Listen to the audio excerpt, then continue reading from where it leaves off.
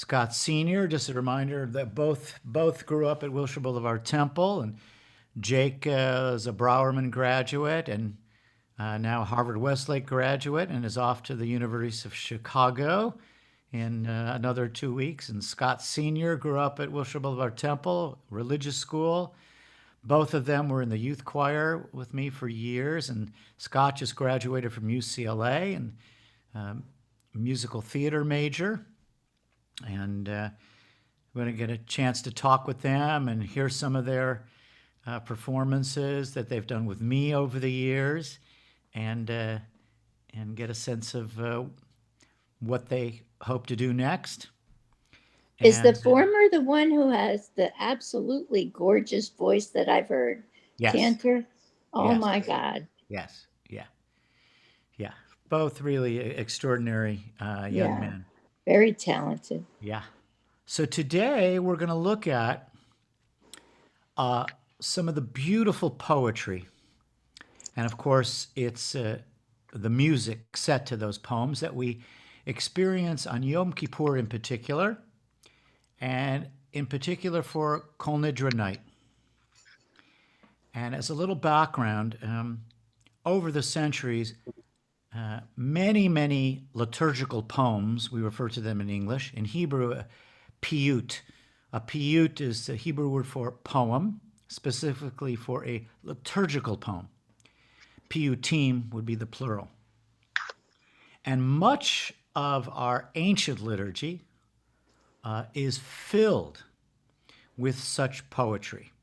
So in addition to quotes from the Torah, quotes from the Psalms, quotes from the prophets, the other main piece that makes up our liturgy and has for centuries are poems, liturgical poems that became prominent as early as the first century of the Common Era.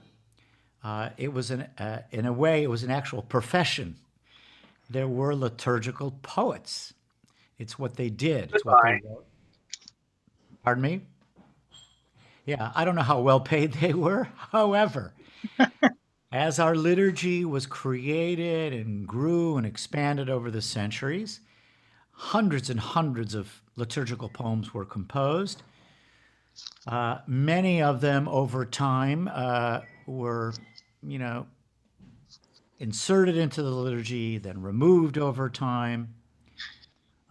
And obviously in an Orthodox machzor, you would still find a lot more of them than we have in the Reform liturgy.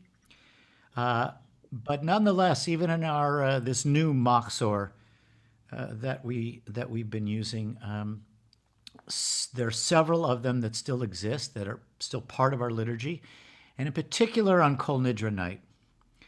And we're going to take a look at a few of them and then listen to some of the musical settings that have been created over the centuries. And lots of interesting construction and different forms of these poems. And the first one, which occurs Kol Nidre night, is called Ya'aleh Tachanunenu. And if we can put that particular text up, we'll get a chance to look at the Hebrew itself, so you can see the structure of it. And some of the common poetic forms that the poets would use, one would be a refrain text. Okay, one probably the most familiar to all of us is Lecha Dodi, right, which has 9 stanzas. It was composed in the 16th century. We actually know the poet's name, Elazar HaKalir. He was one of the great liturgical poets of all time. So you would have a stanza and then a refrain. Stanza, refrain. Okay.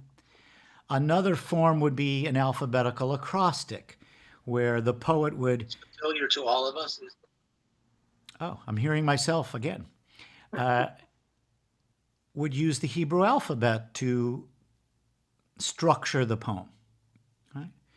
For instance, in Lecha Dodi, I meant to say Shlomo Halevi Alkabetz, not Elazar Kalir. Shlomo Halevi actually wrote his name into the poem Lecha Dodi. He starts each stanza and spells out his first and last name, Shlomo Halevi. Those are real structural and kind of fun devices, right? Another one, as I just mentioned, is the alphabetical acrostic. The poets would construct their poem based upon the Hebrew alphabet, either from beginning to end or from end to beginning, a reverse alphabetical acrostic. Now, these are only of interest to those who really get into the detail of the poetry and its structure. But I mentioned that one because this first text, Ya'aleh, is a reverse alphabetical acrostic. So if you look at the first line in the Hebrew, Ya'aleh, and then the word is Tachanunenu. And lucky for us in this particular text, they make bold, darker, that first letter. And as if you go line to line, you have a tav. In the second line, it's a shin, right? And then the next line, there's a resh, and then a kuf, and a tzadi, so on and so forth. So the second line of the second word of each line is the word he chose to spell out the reverse alphabetical acrostic.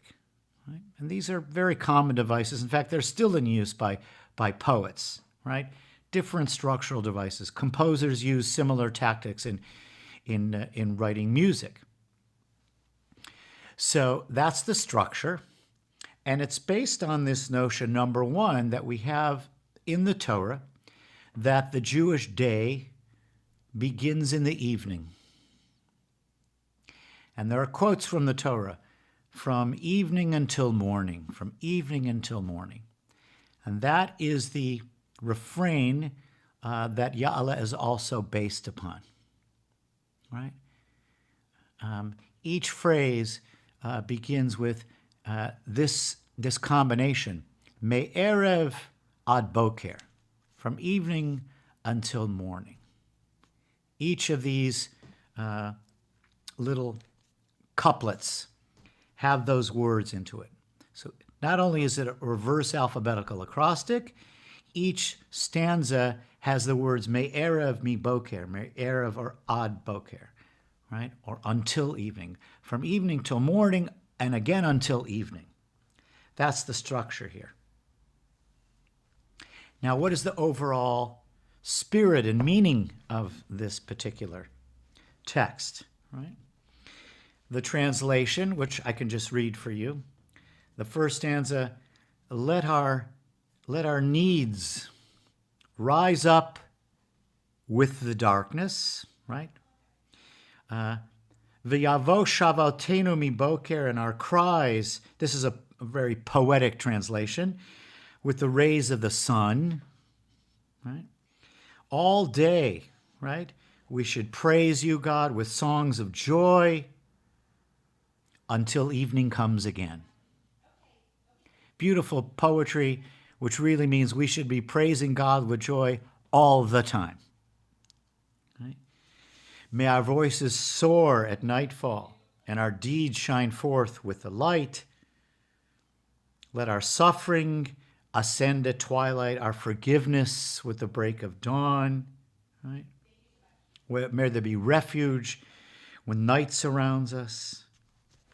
All different beautiful phrases about our state of mind, our purpose in life, all structured on this notion of evening till morning and back until evening, right?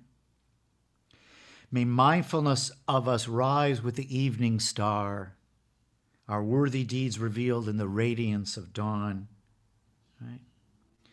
We should meditate on life's beauty each and every day until evening comes again, right? And that is the poem, Ya'aleh. And because it has this repeated phrase as a refrain, right? V'yera'eh rinunenu ad arev, V'yira'eh pidyoneinu ad arev. V'yira'eh ma'akatenu ad arev. V'yira'eh pidyoneinu ad arev. Cantors and composers over the centuries saw an opportunity here to weave in a melody that would repeat itself at the end of every stanza, right? Paying attention to the structure and also making the music of Ya'aleh resonate even deeper with congregants, that they could latch on to a repeated melody, right? So over the centuries, there have been many, obviously, compositions to this text. An older kind of traditional approach would be something like this, which would allow Ve'avo shavatenu mi boker, ve'avo shavatenu mi boker. That's just one of many. So that each stanza would end with this very kind of sweet, almost always in a minor tonality for those repeated texts. Now we're going to hear just the audio of another setting of Ya'aleh, which many of you have heard of over the last 20 years, which I brought when I first came to Wilshire Boulevard Temple. And it's almost always being sung as a duet with me and a kid. The composition is by my great and talented colleague, Mayor Finkelstein, who was the cantor at Sinai Temple here in Los Angeles. And it follows the tradition in the sense that it's tuneful and there's a refrain. So here you'll hear Jake Schroeder, our guest next week, singing it. This was live, Kol Nidra night, when he was about 8 or 9 years old. And I believe the text takes different phrases because, it's a little bit long to sing all 9 stanzas, right? But we'll take a listen to Jake Schroeder and yours truly singing a little bit of Ya'aleh by Mayor Finkelstein.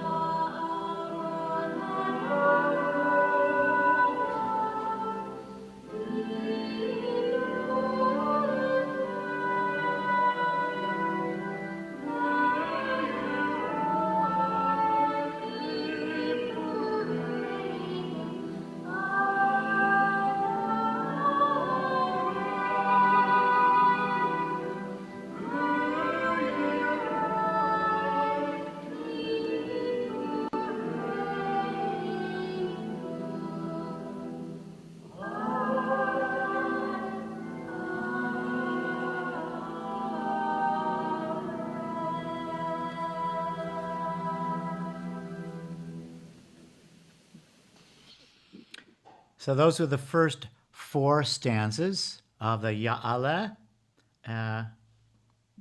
sung by the, I think, 8 or 9-year-old Jake Schroeder. We'll embarrass him next week by playing that and showing him singing it next week. But so that's a more contemporary, obviously, setting of that particular text, Ya'aleh. The next one we're going to hear, also a setting of Ya'aleh, is much more sophisticated. It's a composition by the late Lazar Weiner, with whom I had the privilege of studying at Hebrew Union College. He was for many years the music director at Central Synagogue in Manhattan, but is much better known for being one of the 4 or 5 greatest composers of Yiddish art song. He was born in Russia, came to the United States when he was about 6 years old, settled in New York, and had a long and extraordinary life and career as a composer. He composed nearly 300 songs, beautiful, exquisite, high art Yiddish art songs. And he was also a brilliant pianist. And he was commissioned by the Cantor's Assembly years ago to write a new setting of Ya'aleh. And it's a masterful piece for cantor and choir. The cantor in this recording is Cantor Jacob Barkan, who we've heard before. I've played several of his recordings, one of the extraordinary voices. And this was a recording made live in Chicago years ago by the Halevi Choral Society. So if you have the text, you can follow along. This is Ya'aleh. And again, you'll see how Lazar Weiner uses the text and builds his melodic refrain. And there are beautiful dramatic points as well.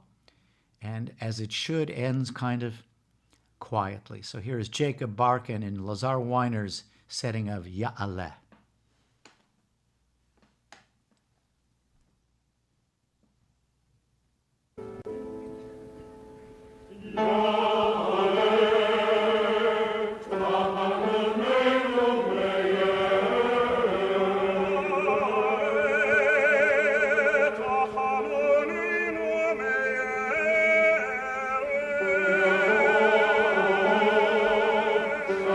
Sengo mi Bog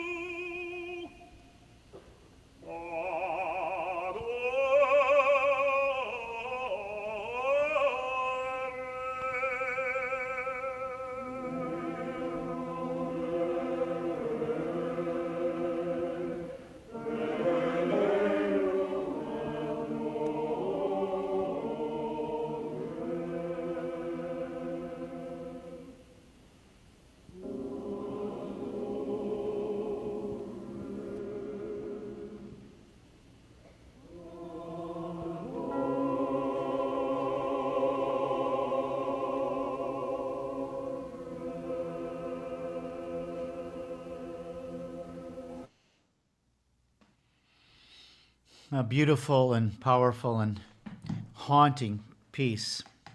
The Ya'ala text, by the way, was, we don't know who the poet was. It dates back to the medieval period, sometime between the 12th and the 14th century.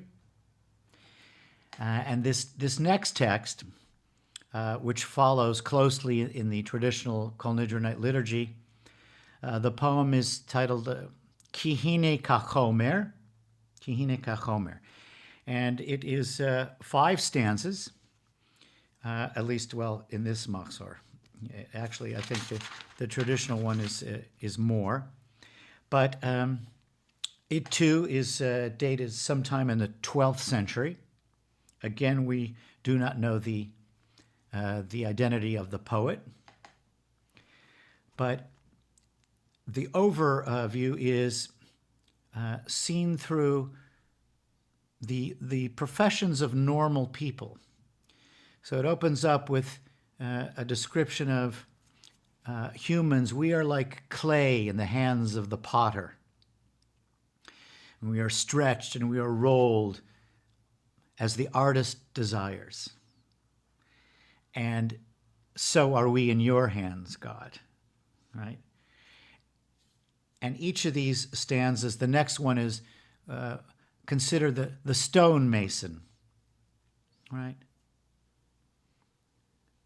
The iron in the welder's hands, right? The helm in the seafarer's hand, glass in the hand, right? The silversmith, all these professions, normal people, but the imagery is that God is like this for all of us. We are all in the hands of God to shape us, to create us. And the refrain here is beautiful and so perfect for the spirit of Yom Kippur. Maybe you had that up there. You can show that down. That would be great. The refrain are the words, La brit habet ve'al tefen la yetzer. It's always good to see the actual Hebrew, to see how it's structured, right? Stanza, refrain. And the refrain is the same all the way through in this case. And so the poet asks God, remember, look to the covenant you made with Abraham. So reference back to the Akedah, the binding of Isaac. And then by expanding that to the covenant you made with Israel, please overlook our imperfections, our shortcomings, but remember us with mercy and remember the covenant as you prepare to judge us. And that particular notion ties back into the section on Rosh Hashanah of Zichronot, where we pray to God that God is a merciful God who remembers us with kindness, remembering the covenant. Here the refrain is similar to that. Over time, there became a very traditional, we call it a Messinai tune, as if it came from Sinai, that sounds like this. Kihine kachomer beyad hayotzer la brit habet v'al tefen hayetzer. And many variations on a similar kind of melody, right? Again, a refrain text here with imagery and poetry. And of course, any cantor would see a refrain text and say, I'm going to find a little melody that the congregation will like and find singable, and that'll tie it all together. Right? So, of course, at a certain point in time, more sophisticated composers would would apply themselves to some of these ancient texts and poems, and Kihine Kachomer is no different. We're going to hear just a little bit of a composition by a composer by the name of Mark Silver, who composed this rather sophisticated and often beautiful setting of this text. And I think we're just going to hear maybe the first stanza, right? And I know, because I've sung this piece in years past, not at Wilshire Boulevard Temple, but previous to that, that he set all stanzas. And if I remember correctly, I think it's actually at least 7 stanzas, not the 5 that we have in this Reform Machzor. But let's hear a little bit of Mark Silver's composition setting of Kihine Kachomer. We are all really formed and shaped in the hands of God.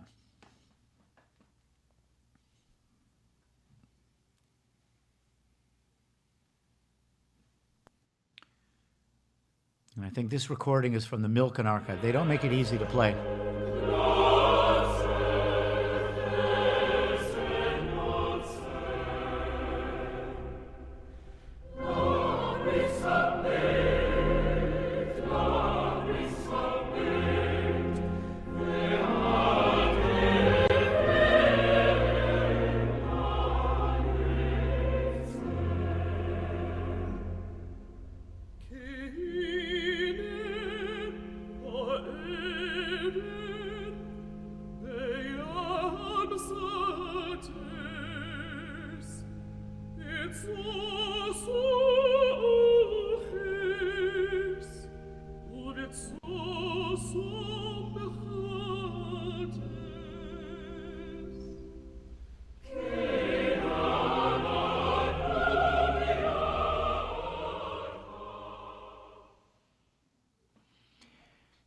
That's all you get from the Milken Archive. Then you have to actually, buy it. But you heard the snippet of how Mark Silver treated the refrain, right? La britabet, ve'arte fenayeter. Even in a large choral setting, a much more formal, sophisticated setting, you have a refrain, a melody that repeats itself. And of course, just in a traditional setting, when you have these long texts with many stanzas, this is an opportunity and a challenge, really, for any chazan to create and sustain an interest in the text and in the music itself, which means you'd have to create some drama and some variety that really brings to life and gives some detailed diversity to each of the stanzas. Not easy to do. Again, the text dates sometime around the 12th century. And it's interesting that, to me anyway, how and why certain of these poems survived and others fell by the wayside over time. And I'd like to think that it's probably several reasons. One of which is that the poetry itself is of a superior quality to those that didn't survive. Number one. Number two, also that had a message and an imagery that somehow remained relevant,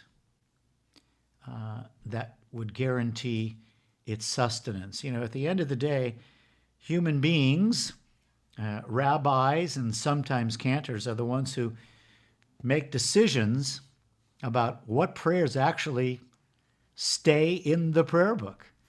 All right, so in any high holiday prayer book or Shabbat prayer book, there's a committee of people who sit on these boards, and they research and for years to create a new prayer book. And at the end of the day, they vote.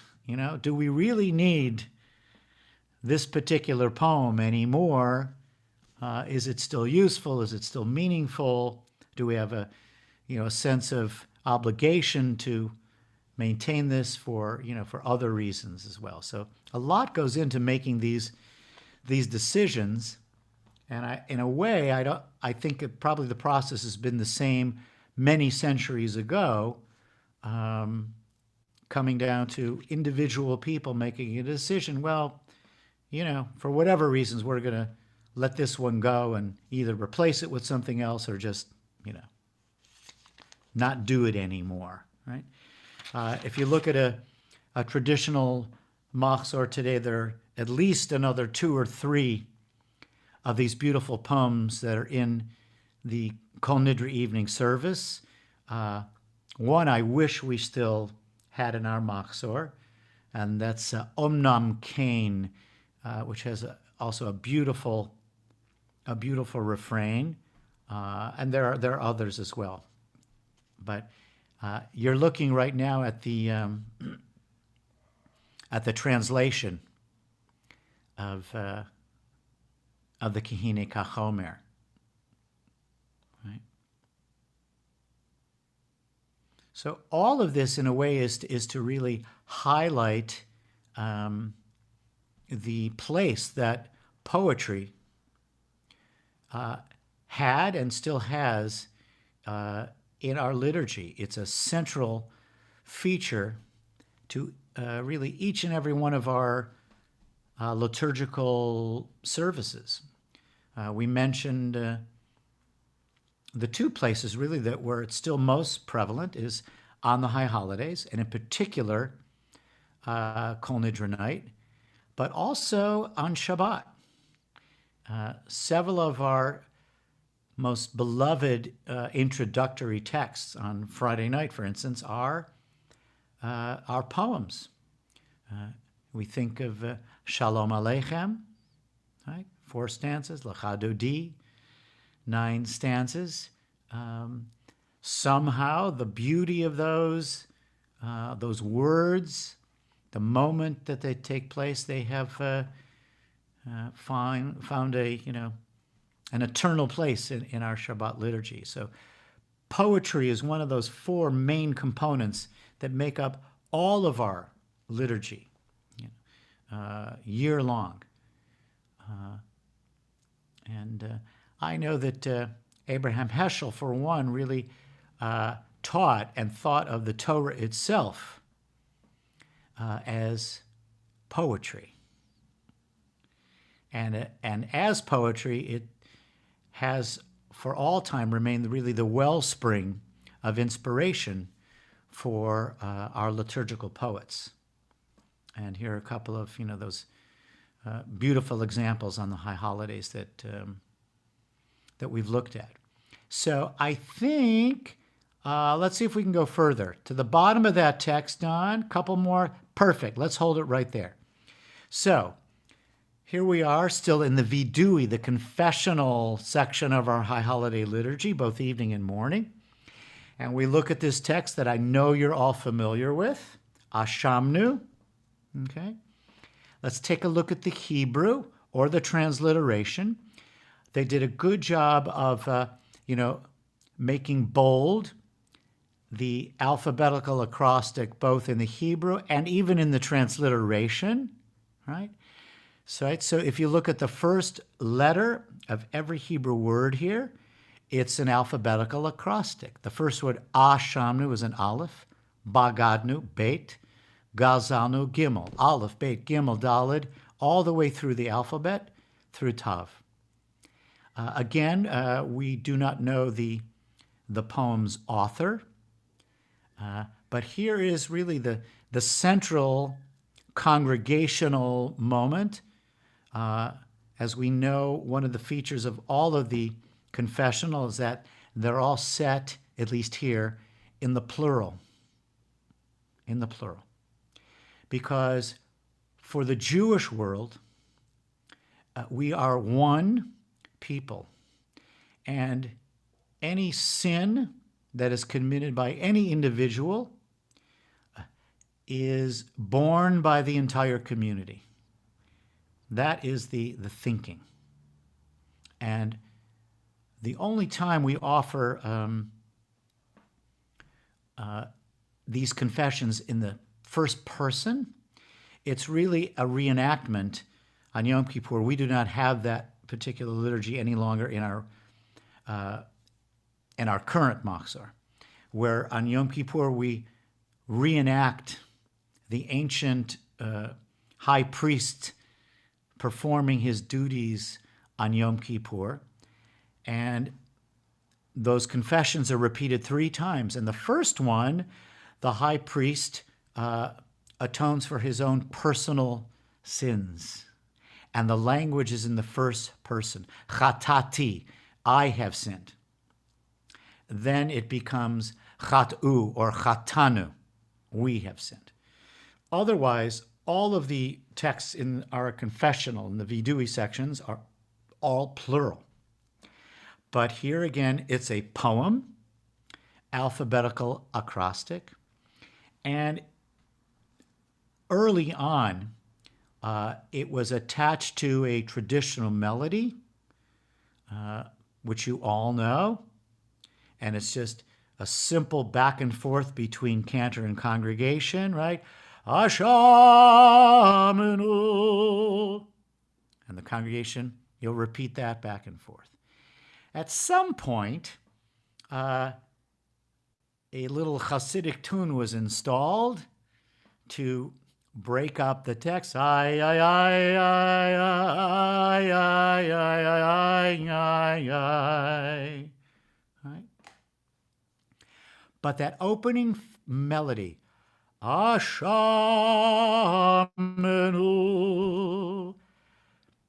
those 2 notes became a melody signature for confession. Right?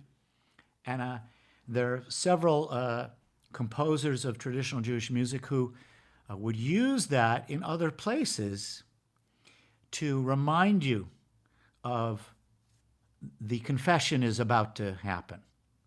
Just those 2 notes. La da da da. It rings a bell immediately, and it means confession. Right?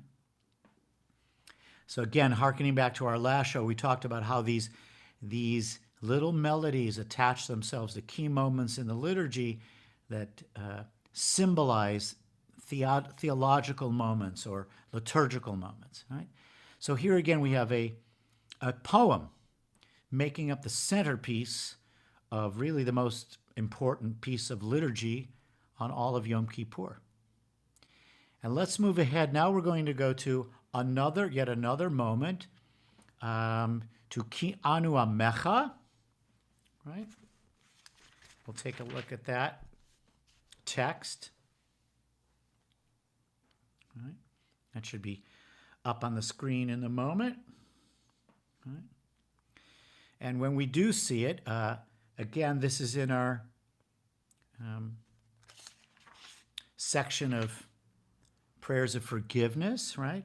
And here we see ourselves and we see God as both Father, Mother, Shepherd, Creator, Companion, Sovereign, our King, right? And it also became attached to a very singable melody. There are also beautiful compositions. But again, it's beautiful poetry. There it is. Perfect, right? A simple phrase with a simple response, right? We are your people, you are our God. Ki anu amecha v'ata Eloheinu. Anu vanecha, we're your children. V'ata avinu, literally, you are our Father. Okay? Anu avadecha, we're the people who serve you, and you call us to serve. Right? Again, it's poetry. Right? Simple refrain, couple of words, 2 words of refrain, and each time, what is the response? V'ata Eloheinu, v'ata avinu, v'ata adonenu, v'ata chelkenu, v'ata goralenu, v'ata roenu. Building in this kind of momentum right? And clearly it's designed for the congregant to remember it, right? Very repetition, and the form, the Hebrew grammar form is the same for each verse, right? So now let's see what we remember. This is a melody now considered traditional for a long time that was composed sometime in the pre-war, I think, era by an American cantor, Jacob Beimel.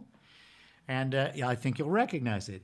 Ki anu amecha v'ata Eloheinu, anu vanecha v'ata avinu, anu avadecha v'ata Adonenu, anu kehalecha v'ata chelkeinu, anu nachalatecha v'ata goralenu. Again, the form of the melody follows the poetic, simple poetic refrain nature of the text. Very singable, memorable, just like the poetry itself. So, Susan, I saw in the chat room you asked about the four components I mentioned, right, of our liturgy. So one is poetry. Another one is as sources, Torah. More than anything else, our liturgy really is based on, and as its essence and source is the Torah itself. That's two. The Psalms, 150 Psalms, 3. And the prophets, Nevi'im. Those are really the four fundamental sources, the foundation of which all of our liturgy is based, right? One way or the other, okay? And it's most clearly delineated, I think, for us, again, on our High Holiday liturgy, because for the most part, it's been left alone, right? So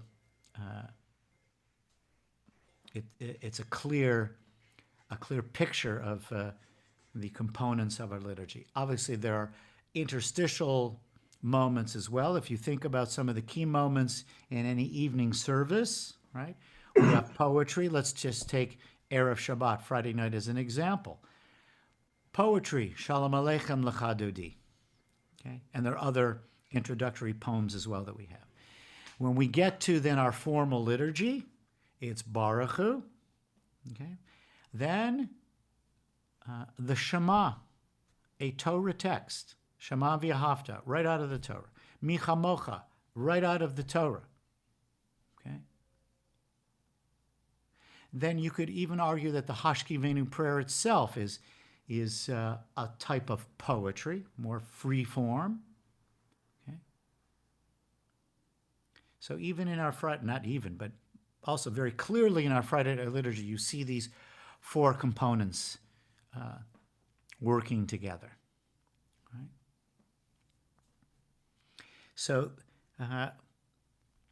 those are samples of some of what I would consider to be some of the most beautiful liturgical poetry, specifically for Kol Nidra night. You will be able to hear these when we all sit down and watch our services together this year. You will hear a setting of Ya'aleh, right? And some other texts as well. But this year we're paring down a little bit, just in the interest of keeping it interesting and moving along. You know, it's one thing when you're sitting in the sanctuary and you can look up at the dome and the murals. You can go outside and take a walk. When you're sitting watching on screen, you know, we're more conscious of the passage of time. But just a little snippet and a little liturgical preparation for what to look for in our High Holiday services this year and really every year going forward. We have this beautiful ancient tradition of exquisite and deep poetry and beautiful musical settings to bring it to life. Ya'aleh ki hine kachomer, You're asking, we're not really using the new Machzor. We've been using it for previously the Nefesh services and last year the Kolenu services. We haven't switched to it in the sanctuary yet, but we've been using the new Machzor for the second day of Rosh Hashanah for the last few years. And I would promise you that next year, God willing, we'll all be back live and in person, and we will be using the new Machzor for all of our services next year. Right? And that'll be an interesting and really wonderful change and opportunity for us to explore some of these texts. Right? So, any questions or comments for Music Matters today? I have a question. Merle, yes. What Machzor are we using? The one from the CCAR one, or? A good question. For about the last 25 years, or if not more, maybe 30 years, we've been using the Machzor at Wilshire Boulevard Temple that was created by Rabbi Fields, of blessed memory, and a committee who created what was then a new Machzor that departed from the old Union prayer book. And it served our congregation very well and beautifully for the past 30 plus years.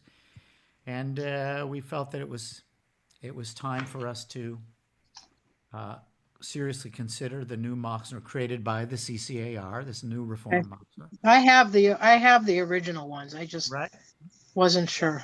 Yeah. What if we don't have that?